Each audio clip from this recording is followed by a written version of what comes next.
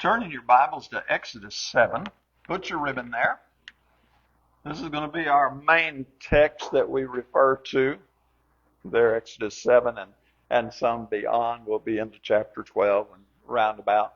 We're going to talk about Pharaoh's stubbornness because stubbornness or pride feels like strength. It feels like power to some people, and it turns out to be their downfall. Pharaoh is absolutely not the only example. Of the 106 billion or so people that lived on planet Earth, I would say that probably 80% of them are the example. But Pharaoh comes in near the top of the list, and so we look at him. He ruined his life, he ruined his nation, and he ruined his people. All because he let his pride get the better of him. Pharaoh was one of those people who'd rather let it all burn down and leave nothing but ashes than let Moses think that he won. Have you ever met somebody like that? There are people out there. You may have worked with them. You may live with them who would rather let it all go to ruin than give you the satisfaction of being able to say, I was right. I told you so. That's a pretty demented way of thinking, isn't it? So where in my life am I being stubborn? That's our main question. We're going to use Pharaoh as our role model, so to speak. Anti-role model, I guess would be the way to say that. And we're going to look for those places that we're being stubborn. I'm going to encourage you to look for the little bitty places, not great big major, just the small places. So there are people who go, everything's fine, but the ship is sinking. They're going down. They know they're going down, but they're just not going to admit it because they're stubborn.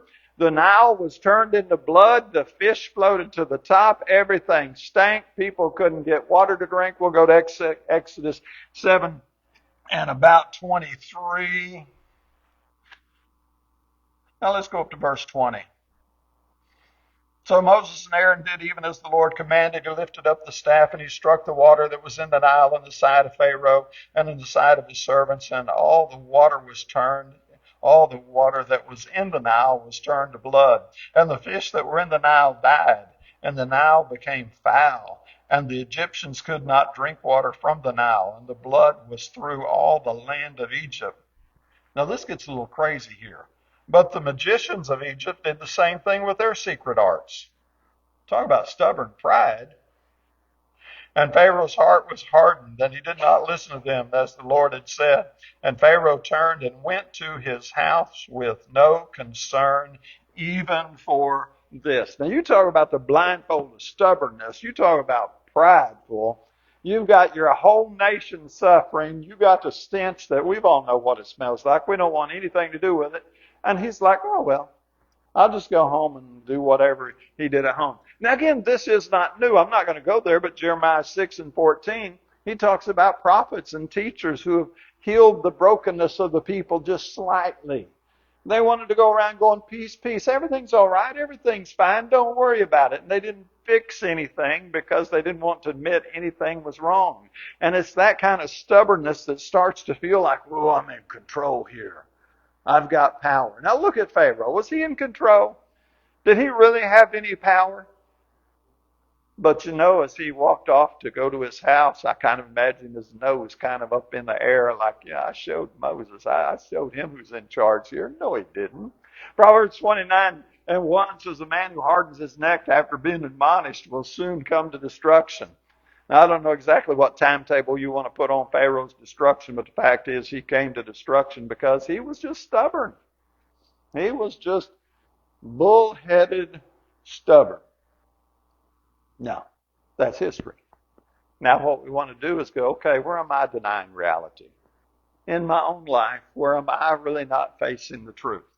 Where are things wrong that I could do something about, but I refuse to do something about it? It ain't my place to do something about it, or ain't nobody's business whether to do something about it, or I can do what I want, when I want, how I want. It doesn't matter, but it's that little thread of stubbornness. It could be in a relationship. It could be in a marriage. It could be in the parental relationship. It could be in the in-law relationship. It could be in the co-worker relationships. But they're there. They're everywhere. There are places where things could change.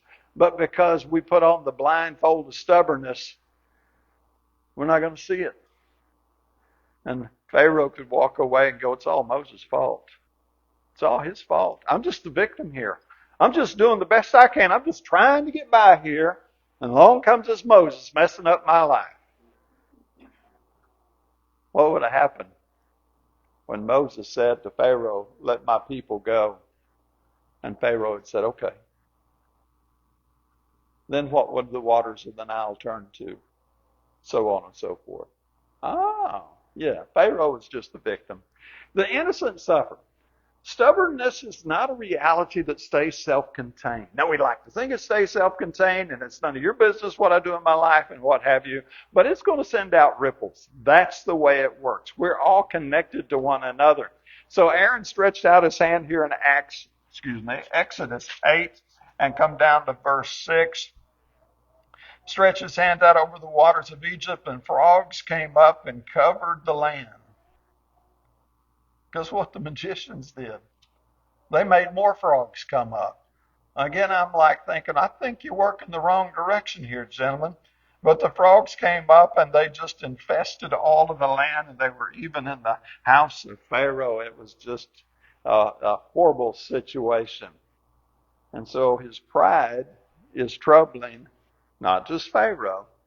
This isn't just Pharaoh and Moses. This is the entire land of Egypt.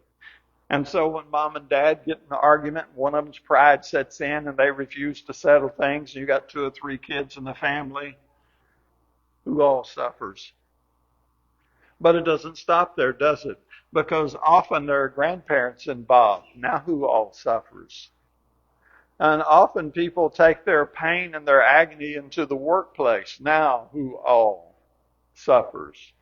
You see, that stubbornness, that blindness, it troubles all of our Egypt, figuratively speaking. Now, sometimes it's smaller. In Jonah 1:12, you remember he got into the boat and he went away, and the storm blew up, and they're trying to figure out why the storm's going on. And Jonah finally confesses, says, it's because of me. Throw me in the water and you'll be saved. His stubbornness not to do the will of God disrupted everybody's life in that boat. Now, fortunately, Jonah is a good example. He had this good sense to go, it's me, I'm wrong, I'm the problem. Pharaoh would never get to that place. Now, the question for us is, will we be Jonah or will we be Pharaoh? Romans 14:7 tells us that none of us lives for himself. Now, there in that text, he's talking more about us living for God, but the fact of the matter is, none of us live for ourselves. We all live in a community. I call my community Pine Bluff. You might want to narrow it down and call it Watson Chapel or wherever you live. But the way I walk in the grocery store and treat people in the grocery store, that matters. The way I deal with the workers there, that matters. When I go and socialize other places, whether it's a coffee shop, Walmart, or whatever else I'm doing, it matters. Have you ever bumped into someone who was just acting the fool out in public? And it just ruins everybody's day, doesn't it? It all matters. None of us live for ourselves. We're not an island unto ourselves. And then Ecclesiastes 9:18 says, one sinner destroys much good. And that's all it takes. Just one. Now, unfortunately, most people don't learn it just one. And they do the same thing over and over and over and over again, until finally somebody is on their last nerve or their last straw, and then everything blows up, and then you know how the game is played. Well, what did I do? I didn't do anything. All I said was, isn't it crazy? That's stubborn pride. That's just that stubbornness we're talking about. One sinner just keeps nagging and nagging and pushing and pushing. And so you look at it and you go, okay, what's my stubbornness costing somebody else? And you just really got to look at it. And you sit down in your quiet time, your meditation time, your self-review, your self-reflection time. You have that, don't you? Maybe it's 10 minutes in the morning. Maybe it's 10 minutes at lunch break. Maybe it's 10 minutes before bedtime. You get to pick the time. There's no way to prescribe that time. But you do have that time, don't you, where you sit down and think about relationships and think about how those relationships are going. And the ones that aren't where you want them to be, you do, right? You go, what could I do different? And you know, the moment you go, well, I couldn't do anything different. I did everything perfect. You know you're lying to yourself. You know you're lying to God. And so you come back and you go, How can I change this? Because if one person can ruin a relationship, I'm very convinced that one person can affect a relationship for good. May not turn it around exactly like you want it, but one person determined to make a positive difference can absolutely do so. So where does our stubbornness, where are we costing others? What is our blind spot? So sit down in your little quiet time, pick a relationship, just one, and go, if I have a blind spot in this relationship, it would be, and just sit quiet with it for a minute. I'll just about guarantee you your brain will give you an answer. And I'll just about guarantee you your first response will go, no, no, no, no, that's not it. And if your first response is, no, no, no, no, that's not it, you got it. You found it. Because that's the way we work. Delusion of short-term relief. So in Exodus 8:15, Pharaoh got a little bit of a relief, didn't he? Pharaoh saw that there was relief. He hardened his heart and did not listen to them as the Lord said. So we're in pain, we're hurting, and we make promises in pain. And then the pain's gone. And all of a sudden, the promises are gone too. Maybe it was bad health and you hadn't been doing right. You've been eating a bunch of highly processed junk food and it's doing all kinds of bad things to your body and you're hurting. You ain't no good shape at all. And you say, I'm going to clean this up. And you work on it and you spend some time and you do get better and you do start feeling better. And then you start, well, I guess an extra malt wouldn't hurt today. I've been feeling pretty good.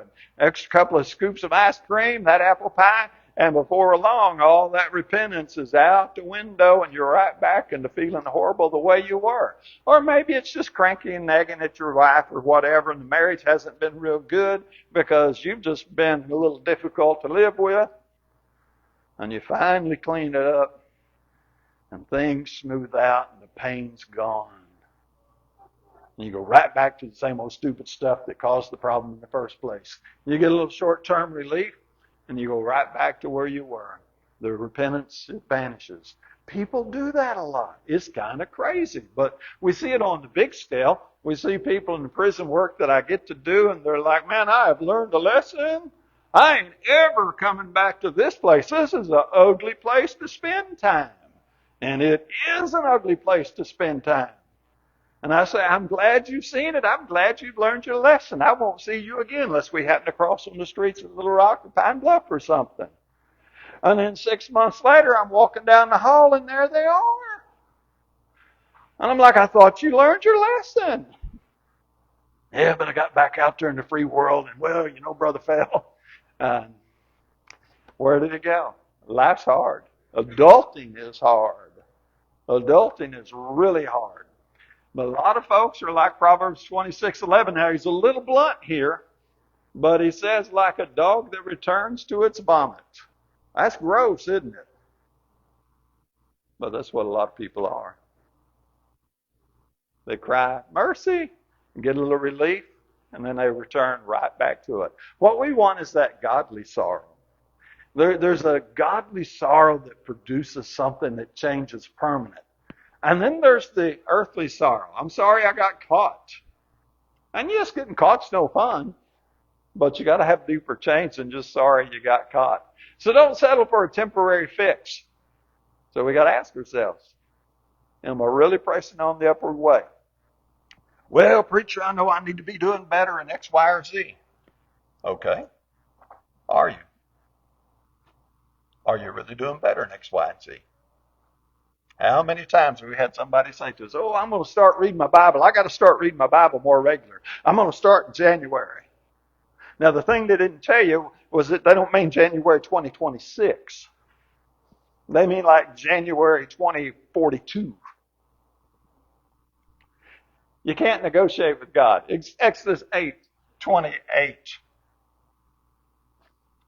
Pharaoh said, I will let you go that you may sacrifice to the Lord your God in the wilderness, only you shall not go very far. Make supplication for him. He wanted to cut a deal with God. He wanted to negotiate this thing out as though he had some leverage with God, which he found out he did not have any leverage. But God doesn't cut a deal with us. It's not like you get to keep a little of what you want and I get a little of what I want. He wants all your heart. You should love the Lord your God with all your heart, with all your soul, with all your mind. Everything that constitutes you is supposed to fall in love with God. And if we delay it and play the partial obedience game, that's just stubborn pride. When we say, I'm going to, we're still in rebellion. I could be told, clean your room up. That's what we did every Saturday morning. Clean your room. That's the way it was at my house. If I'd looked at Mom and said, well, I'm going to Monday.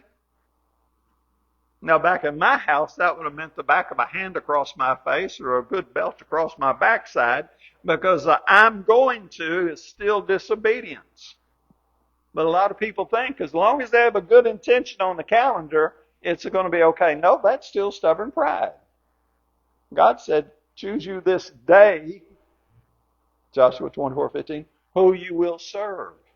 Not choose you next month, next year, next decade. Choose you today who you will serve.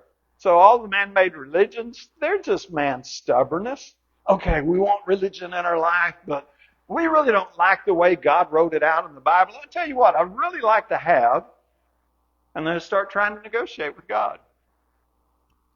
And they put it all together, and then they expect everybody else to endorse it as though they did something great and wonderful. No, it doesn't work that way. God doesn't cut a deal with us. So where are we trying to negotiate a deal with God? You may not be. Not everybody does that, but some folks do. Are you one of them? Don't cling to a crumbling world. Isn't that crazy? Exodus 9:25. He is just getting pelted, and the hail struck all that was in the field and all the land of Egypt, both man and beast. The hail also struck every plant of the field and shattered every tree of the field. I mean, he's losing everything, and he's not putting it together. He's not connecting the dots. I have to be a little sarcastic because we're adults. We're educated. I've been living on my own since I was 18, or whatever, what number you want on. I think I can connect the dots. We're not near as good as connecting the dots as we think we are. Pharaoh refused to see the absolute obvious. It was beating him in the face, and he wouldn't look at it. What's beating you in the face that you won't look at? And it doesn't have to be hail and fire coming down from heaven. It just got to be that problem that just keeps nagging you because for whatever reason, you've decided you're the exception somehow or another. Now, in 1 John 2:17, he says the world is passing away and the lust and all that's in it, it's going away. There's nothing here in this world. I was listening to a podcaster yesterday, which is my favorite thing to do when I'm riding around in the car. I listen to things that I consider to be educational. I'm not saying it's wrong to listen to a little music. I just don't find it educational. And at my age, I find out I can't understand half the words they're saying most of the time. I got to turn it up loud. Then I look like I'm an old man trying to be a teenager. So I'm like, let's just listen to a podcast. That's a whole lot better. And the podcasters' guests are often extremely successful people with multiple millions of dollars, if not billions. And this guy said, you know, when I die, it just all goes back into the pool. I don't take any of it with me. I like the way he said that. This world is passing away.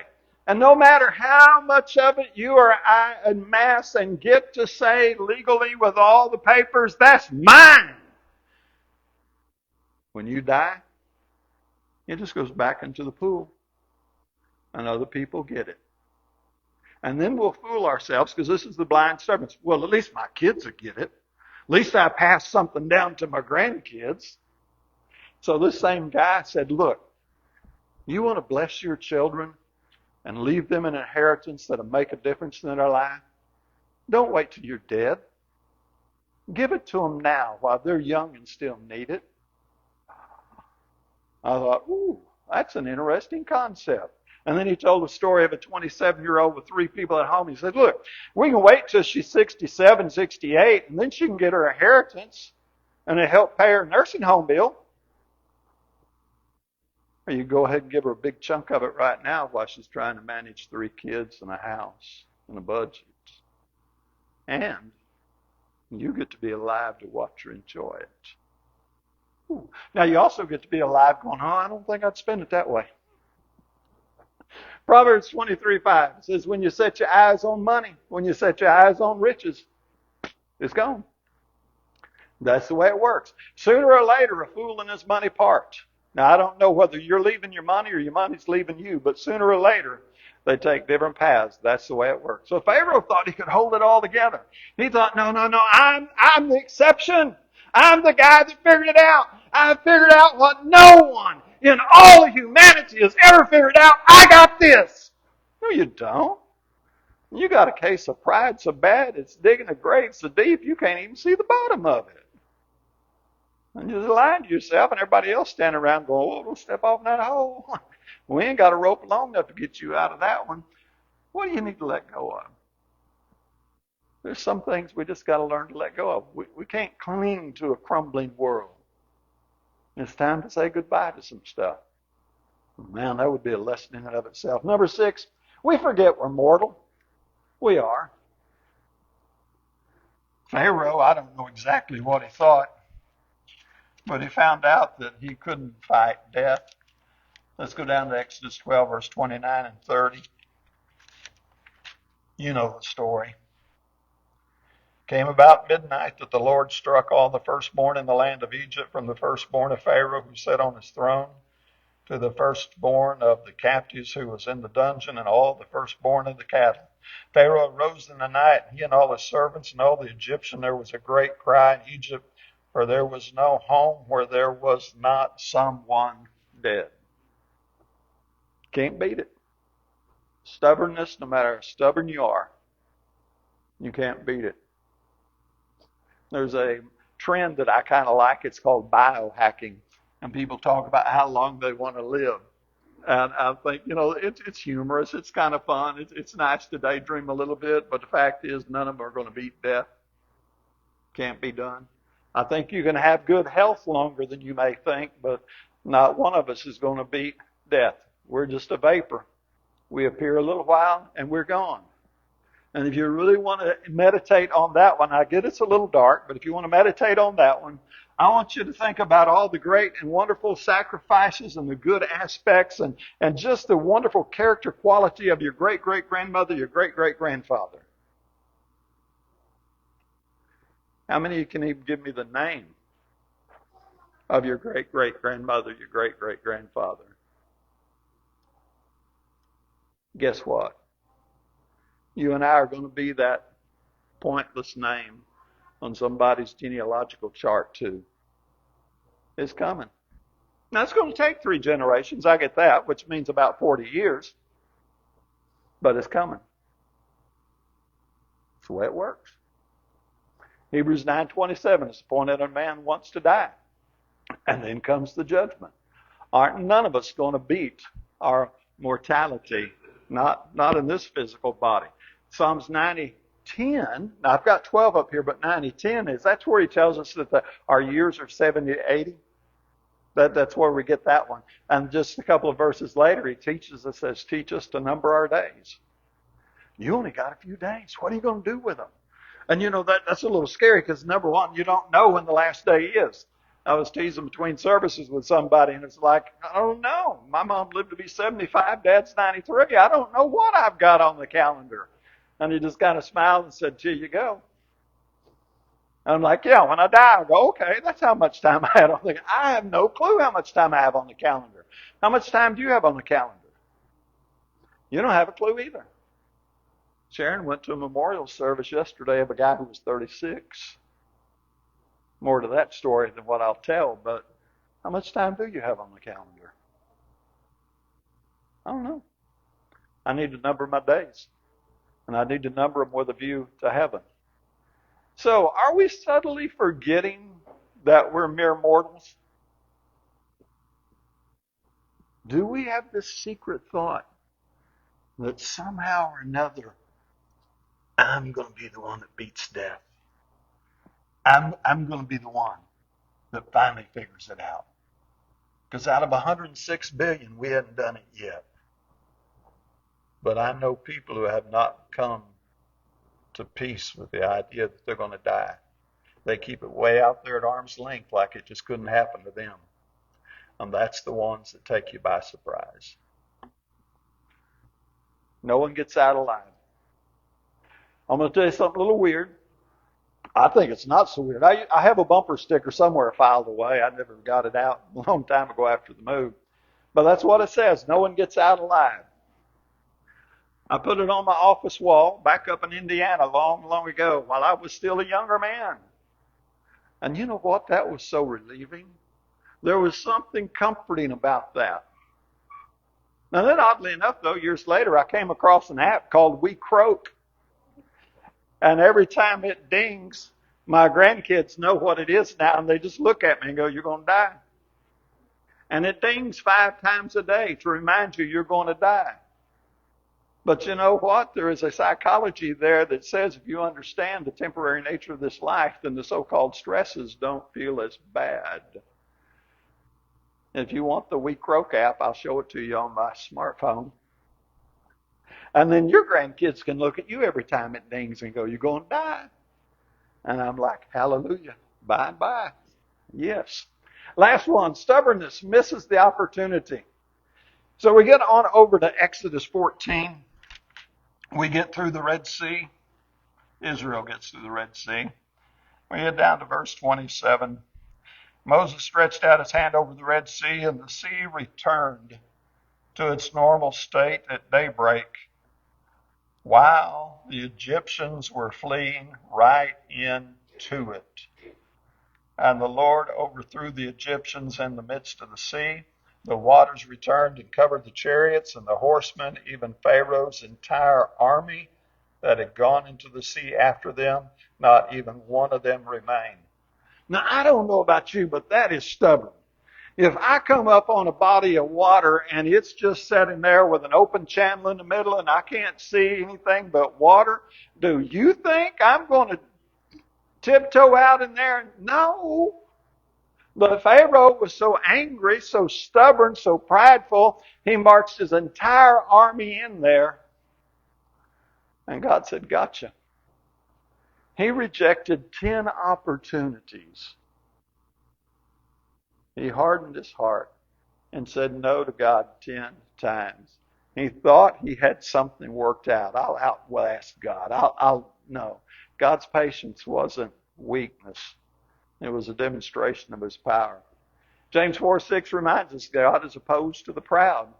Don't you be one of those proud people. Today, if you'll hear his voice, don't harden your heart. And that's all that pride does, is the proud and the stubbornness. It's just a hard part. So we close with, what opportunities are you missing? All you got to do is look at it, kneel before God. So embrace your mercy. We can cling to our own stories, or we can bow the knee to God. We can go, "Yeah, but it feels so strong and powerful." But it's a lie. We can not stiffen our necks, which I highly recommend. We can say Proverbs 28 and 14, how blessed is the person who turns his heart back to God, that sort of thing. So where have we been resisting? That's where we really need to look at. You got to bring it back into the light. Again, I'm not talking about big major stuff. I'm just talking about little relationship stuff, little work stuff, little attitudes, little characters, little things in your life that you've been going, "I need to change that. I need to change. I need to change that." Change it. Quit resisting it.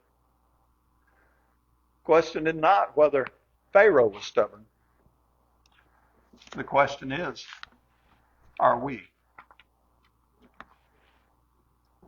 The answer is yes. And we need to find those little stubborn points in our life and purge them out and become stronger and better in ways Pharaoh never understood. If you're subject to our public invitation, let us help you however we can. While together we stand and sing.